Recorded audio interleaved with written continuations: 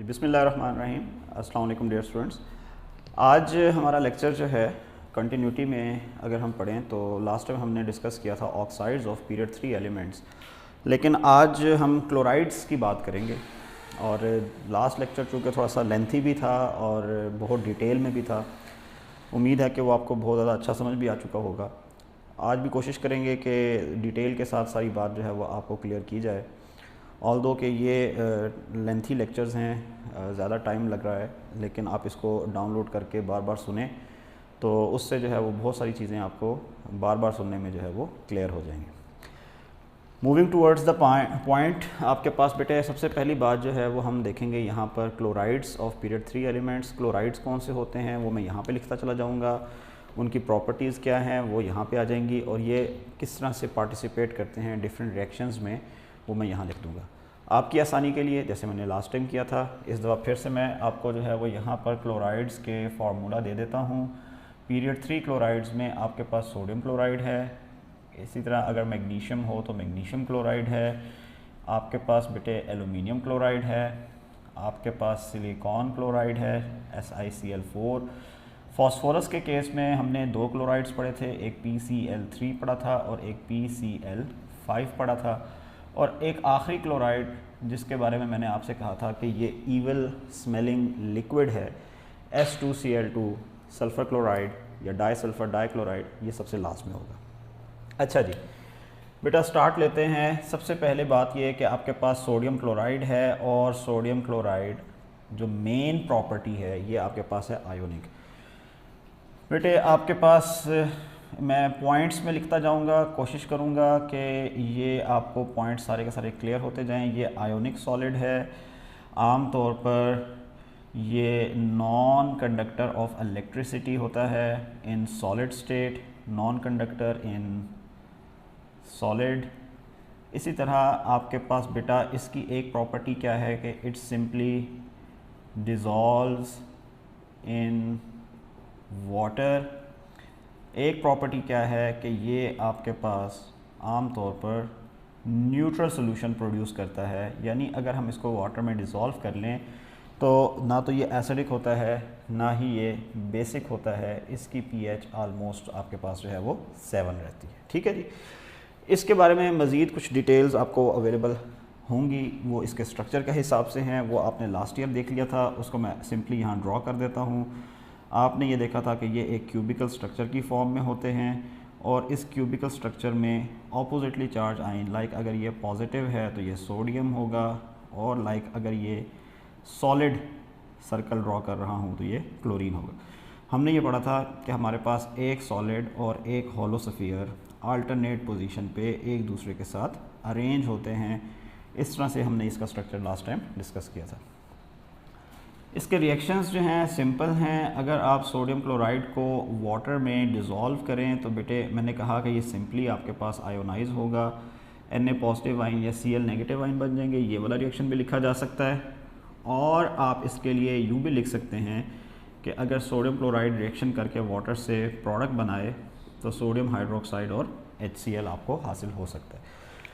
तो ये सिर्फ और सिर्फ सोडियम क्लोराइड के लिए प्रॉपर्टी है। ठीक है जी, बात को थोड़ा सा जो है वो सिंपल करने के लिए मैं कुछ चीज़ों को लिखा रहने देता हूँ, कुछ चीज़ों को मिटा देता हूँ। नेक्स्ट आपके पास बेटा क्लोराइड है, वो है G magnesium chloride. Magnesium chloride की प्रॉपर्टीज़ को हम देख लेते हैं जी।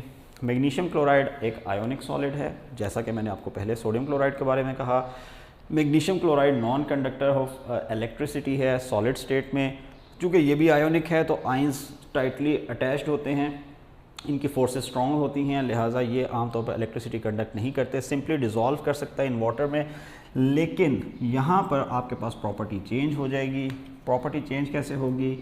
ये आपके पास फेंटली एसिडिक सॉल्यूशन जो है वो प्रिपेयर करता है, और इसकी जो pH होती है बेटे वो कुछ एसिडिक होती है, यानी ये pH 6 का सॉल्यूशन जो है वो आपको प्रोवाइड करता है। ये वो मेन पॉइंट्स हैं जो आपने यहाँ पे याद रखनी है। अगर मैं रिएक्शंस की बात करूँ तो अब रिएक्शंस में बेटे आपके पास कहानी कुछ यूँ होगी कि अगर मैं मैग्नीशियम क्लोराइड को वाटर में डिज़ोल्व करूँ तो बेटा ये बनाएगा मैग्नीशियम +2 आयन, और साथ में आपके पास बन जाएंगे क्लोराइड आयन। ये जो क्लोराइड आयन होते हैं ये वाटर में हाइड्रोजन के साथ बॉन्ड बनाते हैं और बॉन्ड बनाने पर बेटा ये आपको प्रोडक्ट दे देंगे HCl। इसके मुकाबले में मैग्नीशियम जो है वो वीक मैग्नीशियम हाइड्रोक्साइड आपको प्रोवाइड करेगा, जो कि वीक बेस है, जिसके बारे में हम पढ़ चुके हैं। तो ओवरऑल pH आपके पास 6 पे सस्टेन करेगी। मैग्नीशियम आयंस जो हैं इनके लिए एक प्रॉपर्टी और भी है, इसको मैं थोड़ा सा फोकस करूँगा, आप इसको ध्यान से समझने की कोशिश करें कि मैग्नीशियम क्लोराइड को बेटे अगर मैं वाटर के साथ रिएक्ट करूँ तो ये देखने में आया है कि मैग्नीशियम क्लोराइड आयोनाइज होगा, क्लोराइड आयन प्रोड्यूस होगा। जो मैग्नीशियम +2 आयन बचते हैं बेटा, ये मैग्नीशियम +2 आयन क्या करते हैं, ये वाटर के साथ कोऑर्डिनेट कोवलेंट बॉन्ड बनाते हैं, कोऑर्डिनेशन हो जाती है। ये हमारे पास जो है वो एक नई प्रॉपर्टी है और आफ्टर कोऑर्डिनेशन हमारे पास एक कॉम्प्लेक्स बनता है जो +2 चार्ज के साथ होगा। इसको हम कहते हैं ये मैग्नीशियम का वाटर से +2 आयन का कॉम्प्लेक्स है, ठीक है जी। और साथ में आपके पास क्लोराइड आयन मौजूद होंगे। ये कंपाउंड क्या है, इसका नाम होता है हेक्सा एक्वा मैग्नीशियम +2 कॉम्प्लेक्स, ठीक है जी। ऐसा क्यों होता है इसके बारे में हम थोड़ा सा डिटेल देख लेते हैं। ये डिटेल आपको अभी भी काम आएगी और इससे जो अगला क्लोराइड मैं आपको पढ़ाऊंगा ये वहाँ पे भी आपको काम आएगी। बेसिकली होता क्या है जी, अगर हम मैग्नीशियम नॉर्मल स्टेट में देखें तो बेटा नॉर्मल स्टेट में मैग्नीशियम के इलेक्ट्रॉनिक कन्फिग्रेशन होती है 1s2 2s2 2p6 3s2 3p0 and 3d0। ये मैंने p और d जो है वो जानबूझ के यहाँ लिखे हैं ताकि बात आपको जो है वो क्लियर हो सके, ठीक है जी। आपके पास अगर मैग्नीशियम +2 स्टेट में चला जाए तो +2 स्टेट में क्या होगा, 1s2 2s2 2p6। नाउ आपके पास बेटा थर्ड शेल कम्प्लीटली खाली हो गया, 3s भी ज़ीरो हो गया, 3p भी ज़ीरो हो गया और 3d सब शेल भी जो है वो ज़ीरो हो गया। इसी बात को मैं यहाँ पे थोड़ा सा ऊपर लिखता हूँ ताकि आप लोग क्लियरली इसको देख सकें। होता क्या है कि मैग्नीशियम के +2 आयन में सपोज़ ये 3s है, ये खाली हो गया। फिर आपके पास बेटे यहाँ पर 3p है, 3px y एंड z, ये खाली हो गया।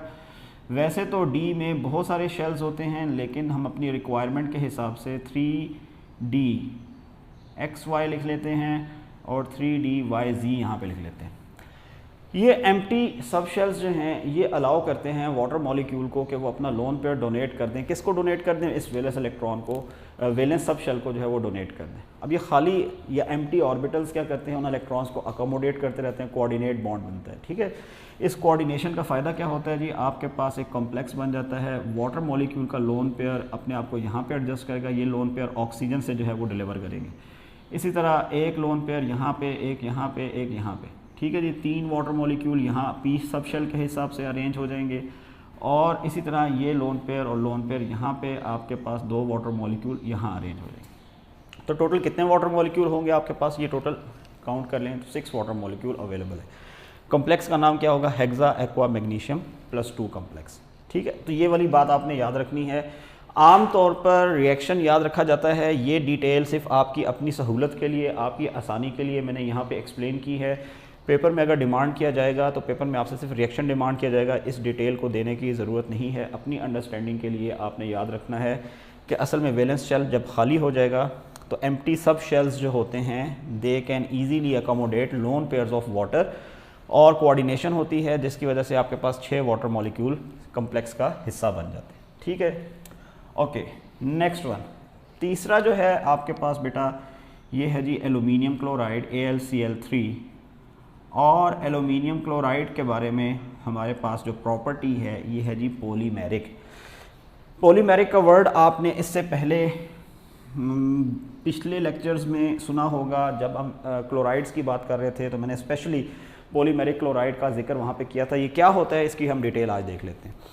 आपके पास बेटा आयोनिक सॉलिड है ये, यानी जब ये सॉलिड फॉर्म में है तो ये आयोनिक होगा, ठीक है, लेकिन ये वेपराइज भी हो सकता है। इसको हीट करेंगे तो ये वेपराइज हो जाएगा।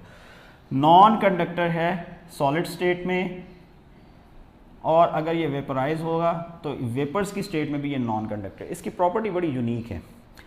देखने में यह है कि अगर हम हीट करें तो बेटा यही aluminium chloride upon heating, heat करने पे डीकम्पोज नहीं होता, बल्कि क्या करता है कि ये अपने आप को मॉडिफाई कर लेता है, चेंज कर लेता है Al2Cl6 के अंदर। ठीक है जी, ये एक यूनिट होगा, मोनोमर है, यहाँ पर 2 यूनिट कंबाइन हो जाते हैं, ये डायमर है। ये जो सिचुएशन है ये आयोनिक है। एलुमिनियम के केस में हमारे पास जो दूसरी सिचुएशन होती है ये आपके पास कोवेलेंट हो जाती है।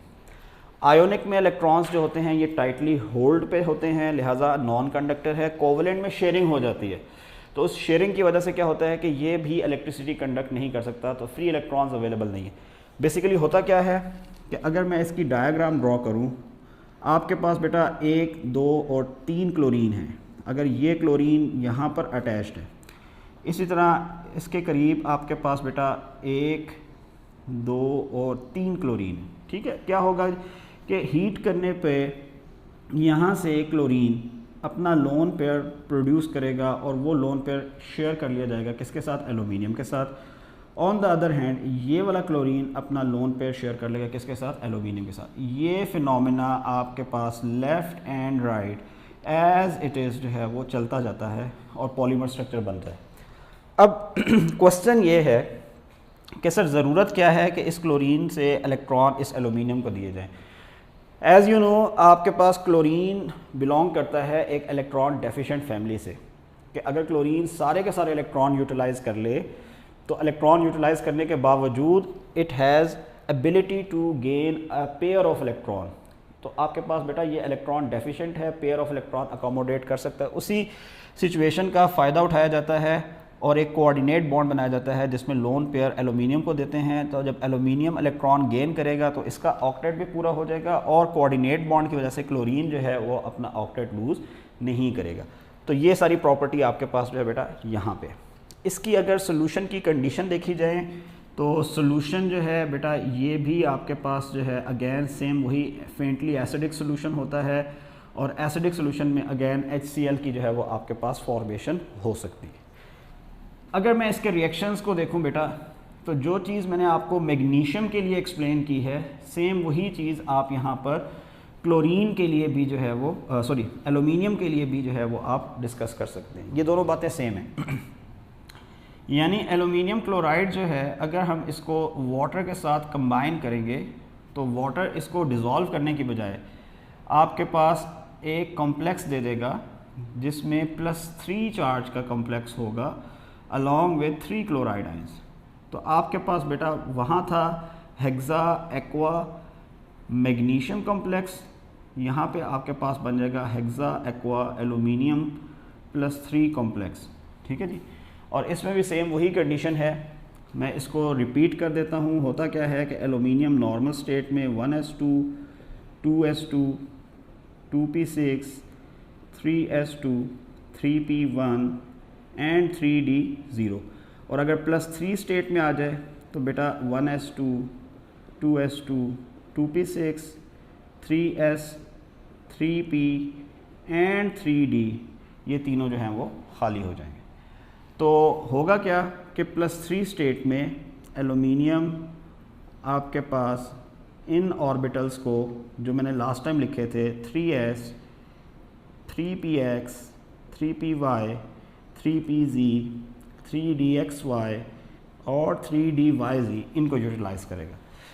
अब चूंकि इसने 3 इलेक्ट्रॉन लूज़ किए हैं तो इस कॉम्प्लेक्स का जो चार्ज होगा वो +3 हो जाएगा।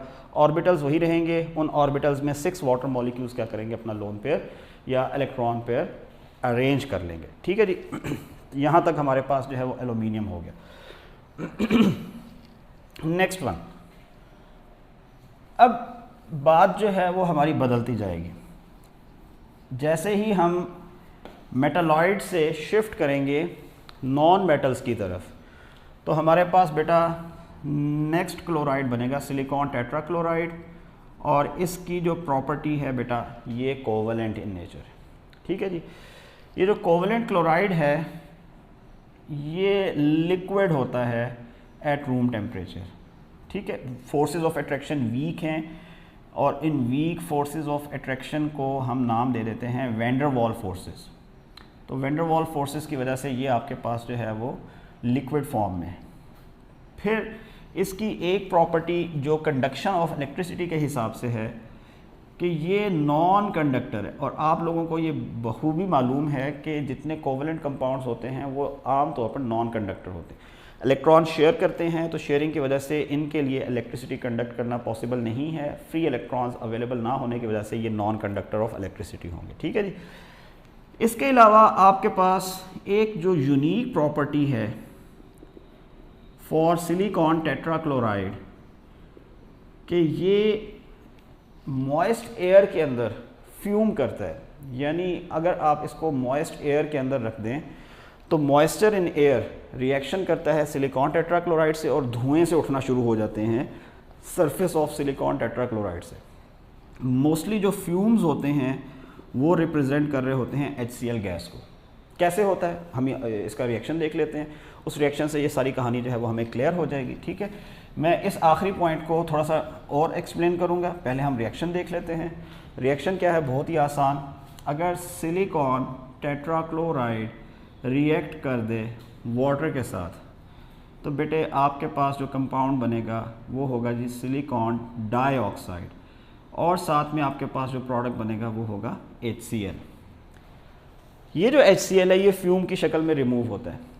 अगर हम मॉइस्चर को इंक्रीज़ कर दें या अगर हम वाटर का इस्तेमाल करना शुरू कर दें, पानी की कंसंट्रेशन बढ़ा दें, तो ये जो फ्यूम्स हैं ये भी ज़्यादा होना शुरू हो जाते हैं। अल्टीमेटली क्या होता है कि जब कंसंट्रेशन बहुत बढ़ जाती है तो आपके पास यही HCl डिज़ोल्व होना शुरू हो जाता है, और डिज़ोल्व होने पर सिलिकॉन टेट्राक्लोराइड का जो सोल्यूशन बनता है इन वाटर, ये येलोविश कलर का जो है वो सोल्यूशन आपको हासिल होना शुरू है। तो ये एक मेन बात है जो कि आपने याद रखनी है। ठीक है, कि मॉइस्ट एयर के अंदर लेस कंसंट्रेशन ऑफ वाटर में फ्यूम्स निकलते हैं, आहिस्ता आहिस्ता फ्यूम्स उठते रहते हैं, वो हमें नज़र भी आते रहते हैं, विजिबल होते हैं।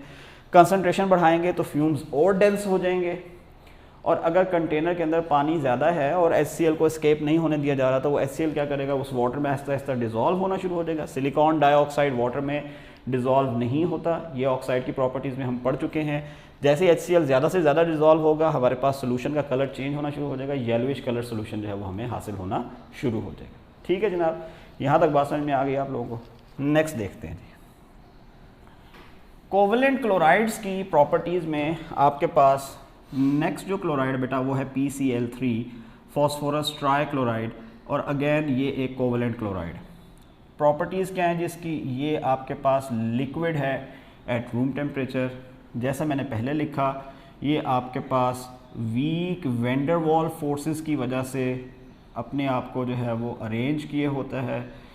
फिर मैंने आपसे ये कहा कि जैसा कि सिलिकॉन टेट्राक्लोराइड नॉन कंडक्टर है तो ये भी नॉन कंडक्टर ऑफ इलेक्ट्रिसिटी होता है, और फिर जैसा कि मैंने आपको कहा कि सिलिकॉन टेट्राक्लोराइड फ्यूम करता है इन मॉइस्ट एयर, तो बेटे फॉस्फोरस ट्राइक्लोराइड भी मॉइस्ट एयर के अंदर फ्यूम करता है, और जो फ्यूम्स होते हैं वो किस चीज़ के होते हैं बेटे, वो आपके पास HCl के होते हैं। अच्छा, अब यहाँ पे याद रखना है कि इसमें आपके पास एक स्ट्रॉन्ग एसिडिक सॉल्यूशन बनता है। ये एक प्रॉपर्टी ऐसी है जो कि सिलिकॉन टेट्राक्लोराइड से थोड़ी सी डिफरेंट है। अब ये एसिडिक सॉल्यूशन क्यों बनता है, इसकी स्ट्रेंथ ज़्यादा क्यों होती है, ये बहुत ही आसान है बेटे। अगर मैं फॉस्फोरस ट्राइक्लोराइड को रिएक्ट कर दूं 3 वाटर मॉलिक्यूल्स के साथ, ठीक है, मैंने वाटर को HOH अपनी आसानी के लिए यानी आप लोगों को समझाने के लिए लिखा। यहाँ पे कितने प्रोटॉन हैं, 3 प्रोटॉन हैं। ये 3 प्रोटॉन क्या करेंगे, 3 क्लोरीन से मिलेंगे, यहाँ पे क्या बन जाएगा बेटा HCl। ज़बरदस्त हो गया जी। फिर क्या बच गया, OH। कितने OH बच गए, 3 OH बच गए। तीनों OH किससे मिल जाएंगे, फॉस्फोरस के साथ मिल जाएंगे। अच्छा जी, एक कंपाउंड बनेगा जिसका फार्मूला मैं लिखता हूँ POH होल थ्राइस। अगर इस फार्मूला को आप डिटेल से ऑब्ज़र्व करें तो इस फार्मूला का नाम है फॉस्फोरस एसिड H3PO3। तो फॉस्फोरस एसिड इटसेल्फ एसिड है, हाइड्रोक्लोरिक एसिड इटसेल्फ एसिड है, दोनों ही एसिडिक होने की वजह से जो सोल्यूशन होगा वो स्ट्रॉन्ग एसिडिक सोल्यूशन बन जाएगा। ठीक है जी, नेक्स्ट चलते हैं फॉस्फोरस पेंटाक्लोराइड की तरफ। फॉस्फोरस पेंटाक्लोराइड बेटे आपके पास PCl5 है। अच्छा जी, अब PCl5 की जो प्रॉपर्टीज़ हैं इनको मैं थोड़ा सा आपको एक्सप्लेन कर देता हूँ। PCl5 जो है बेटे आपके पास बड़ा डिफरेंटली जो है वो बिहेव करते हैं।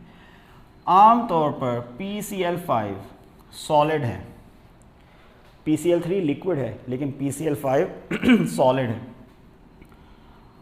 आयोनिक इन सॉलिड स्टेट, इसमें जो सॉलिड नेचर है, स्टेट है, वो आयोनिक नेचर है।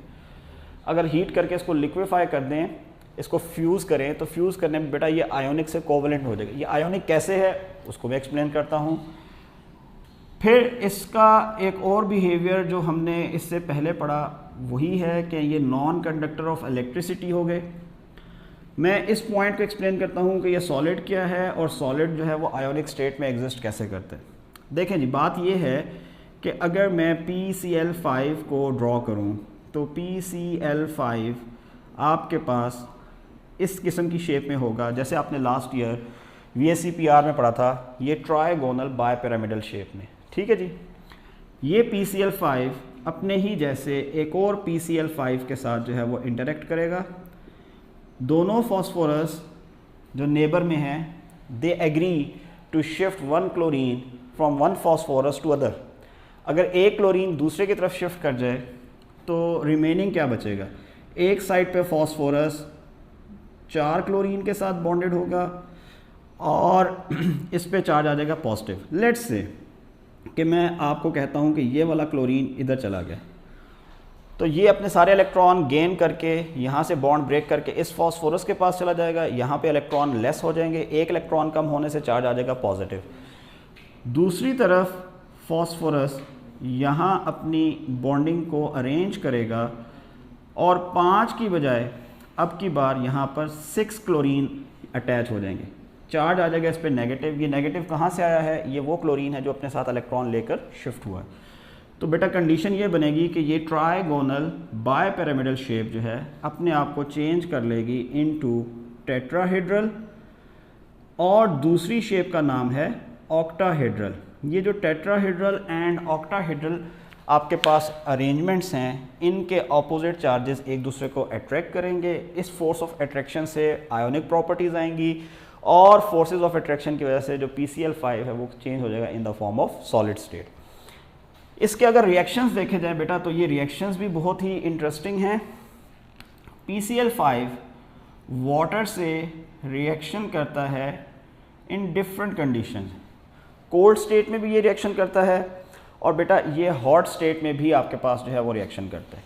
मैं अगर एग्जैक्टली टेम्परेचर आपको बता दूं तो टेम्परेचर के अकॉर्डिंगली होता क्या है कि जी PCl5 जो है नॉर्मल कंडीशंस पे, लेट्स से कि अगर 15 डिग्री सेंटीग्रेड है तो इस पे ये रिएक्शन करेगा और रिएक्शन करने पे एक इंटरमीडिएट देगा POCl3 और साथ में 2 HCl बन जाएगी। ये इंटरमीडिएट कहलाता है फॉस्फोरस ऑक्सी ट्राइक्लोराइड। ये जो ट्राइक्लोराइड इंटरमीडिएट है नॉर्मली ये रिएक्शंस को कंटिन्यू नहीं करेगा, लेकिन अगर हम इसको हीट करेंगे अबाउट 70 डिग्री सेंटीग्रेड तक तो आपके पास हीटिंग करने पे क्या होगा? ये डिकम्पोज होगा, वाटर से रिएक्शन करेगा। अगेन कंडीशन क्या है जी? आपके पास 3 वाटर मॉलिक्यूल इस्तेमाल होंगे। ये 3 वाटर मॉलिक्यूल यहाँ से 3 क्लोरीन लेकर HCl बनाएंगे तो 3 HCl बन जाएंगे और साथ में आपके पास जो प्रोडक्ट बनेगा वो बनेगा H3PO4।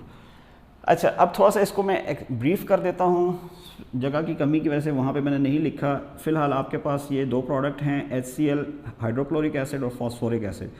ये कंडीशन यूँ भी हो सकती है कि अगर आपके पास बेटा 3 क्लोरीन हैं तो ये POCl3 का स्ट्रक्चर है, और अगर 3 वाटर मॉलिक्यूल हैं तो बेटे ये 3HOH है। तो कंडीशन क्या होगी? ये 3 हाइड्रोजन 1, 2 एंड 3 क्लोरीन को लेकर सेपरेट होंगे, HCl बनेगा, और 3 hydroxy 1, 2 and 3 OH OH OH यहाँ पे अटैच हो जाएगा। एक ऑक्सीजन पहले से मौजूद था तो अब की बार PO3 की बजाय फार्मूला लिखा जाएगा PO4, तो ये बन जाएगा फॉस्फोरिक एसिड। ठीक है, तो ये हायर वैलेंसी ऑफ एसिड के साथ आपके पास कंपाउंड होगा। आखिर में अगर आप इन दोनों रिएक्शंस को ऐड कर लें, चलें ये मैं यहाँ से मिटा रहा हूँ, आप इसको जब लेक्चर को डाउनलोड करेंगे देखेंगे तो यहाँ पॉज करके इनके स्ट्रक्चर्स लिख लीजिएगा। अगर मैं इन दोनों को ऐड कर दूँ तो बेटा PCl5 का कितने मॉलिक्यूल्स हैं आपके पास, एक मॉलिक्यूल है। POCl3 यहाँ पे कैंसिल हो जाएगा, 3 + 1 कितने वाटर मॉलिक्यूल्स हैं आपके पास बेटा, 4 वाटर मॉलिक्यूल्स हैं। अब ये POCl3 तो कैंसिल हो गया, HCl कितना है, 3 यहाँ पे और 2 यहाँ, टोटल 5 HCl मॉलिक्यूल्स बनेंगे और एक H3PO4 बनेगा। तो अगेन एक स्ट्रॉन्ग एसिडिक सोल्यूशन जो है वो आपको यहाँ पे हासिल हो रहा है। इन द लास्ट आपके पास बेटे सल्फर का क्लोराइड है जी, फॉर्मूला है S2Cl2।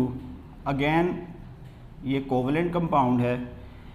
ये बनता कैसे है बेटे, इसकी फॉर्मेशन होती है क्लोरीन जब हॉट सल्फर के साथ रिएक्शन करे तो इन दोनों के रिएक्शन से S2Cl2 बनेगा।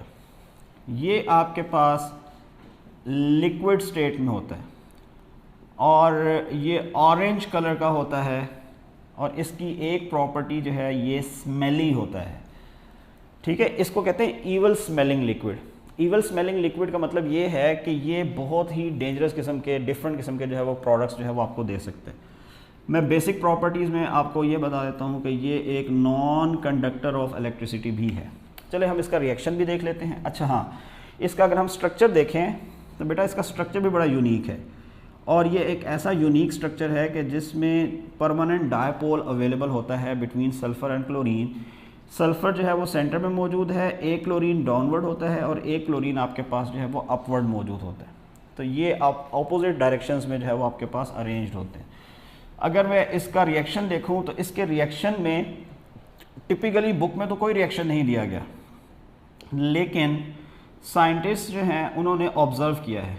क्या क्या ऑब्ज़र्व किया है, वो ये कहते हैं कि S2Cl2 मॉइस्चर से रिएक्शन करे तो रिएक्शन करने पे हाइड्रोजन सल्फाइड प्रोड्यूस कर सकते हैं, पॉइजनस गैस है।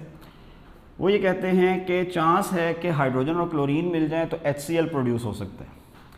फिर ये भी चांस है कि ये हाइपोक्लोरस एसिड मिल जाए। चांस से मुराद ये नहीं होती है कि ये नहीं बनेगा, इसका मतलब ये कि ये बनता है लेकिन थोड़ी थोड़ी अमाउंट में जो है ये सारी चीज़ें बन रही। फिर सल्फ़र भी जो है वो आपके पास यहाँ पे हासिल हो सकता है। तो आप यहाँ से ऑक्साइड्स भी जो है वो ऑब्ज़र्व कर सकते, यानी अनलिमिटेड नंबर ऑफ प्रोडक्ट्स जो हैं वो आपके पास डिफरेंट रेशो के अंदर यहाँ पे बनते चले जाते हैं। तो इन सारों को जो है वो आप यहाँ पे नोट कर लें। रिएक्शन लिखने के बजाय आप सिंपल पैराग्राफ की शक्ल में या 2 लाइंस की शक्ल में बता दें कि ये वाटर से रिएक्शन करके ये प्रोडक्ट आपको for the chlorides of period 3 element. Next time इंशाल्लाह हम इसका लास्ट पोर्शन पढ़ेंगे तो फिर हमारा पीरियड 3 वाला टॉपिक क्लियर हो जाएगा और वो हाइड्रोक्साइड्स का होगा। थैंक यू जी, अल्लाह हाफिज़।